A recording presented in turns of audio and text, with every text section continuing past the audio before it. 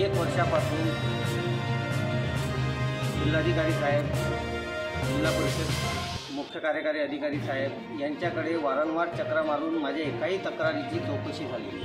मी मागच्या वर्षी 15 ऑगस्ट 2024 रोजी गावातील पाण्यासंबंधी व शेतकऱ्यांच्या हिताच्या पानंद शेत रस्त्यासाठी मी आमरण उपोषण केले होते। त्यावेळेस जिल्हा परिषद बांधकाम उपविभागाचे खुंचे साहेब तिथं आले। त्यांनी मला सांगितलं की 2 टप्प्यात काम झालं होतं, लेखी स्वरूपात पत्र देऊन, आणि उर्वरित काम 2 टप्प्यातलं काम पूर्ण झालं। त्याच्यानंतर आम्ही परत नवीन काम करण्याचा प्रस्ताव टाकलेला असं मला पत्र दिलं। माझा प्रश्न आहे की 2020 आणि 21मध्ये पहिला टप्पा केला, 21-22मध्ये दुसरा केला, तर 24मध्ये परत नवीन रस्ता करायचं काम। माझी मागणी होती की आधी जो रस्ता झालेला आहे त्याची चौकशी करून शेतकऱ्यांना व तक्रारदाराला न्याय देण्याचा, पण 1 वर्ष उलटूनही त्यांनी न्याय दिला नाही। त्याच्यानंतर मी जिल्हाधिकारी साहेबांना तक्रार दिली, पालकमंत्री साहेबांच्या हस्ते, तरी न्याय मिळाला नाही। त्याच्यानंतर माननीय महसूल मंत्री चंद्रशेखरजी बावनकुळे साहेब, सन्माननीय बच्चूभाऊ कडू यांच्या अन्नत्याग उपोषणाच्या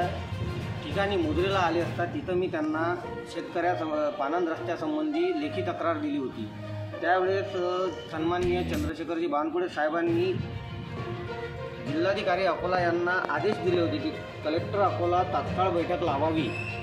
मंत्री साहेबांचा आदेश जिल्हाधिकारी साहेबांनी 1.5 महिना पायदळी तुटवला, याची कुठलीही चौकशी झाली नाही।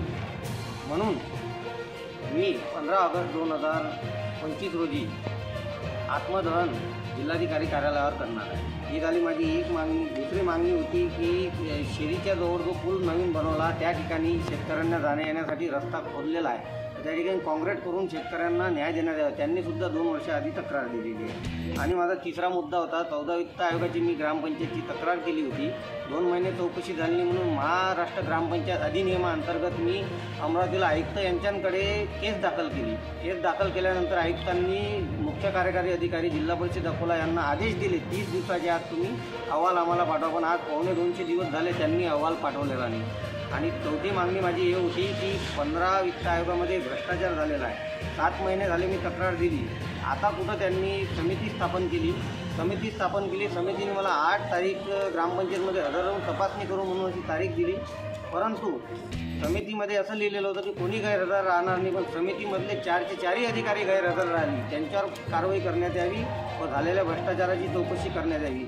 अशा माझ्या एकूण 4-5 मागण्या आहेत। जर ह्या मागण्या झाल्या नाही तर मी 15 ऑगस्ट 2025 रोजी याच ठिकाणी आत्मदहन करेल।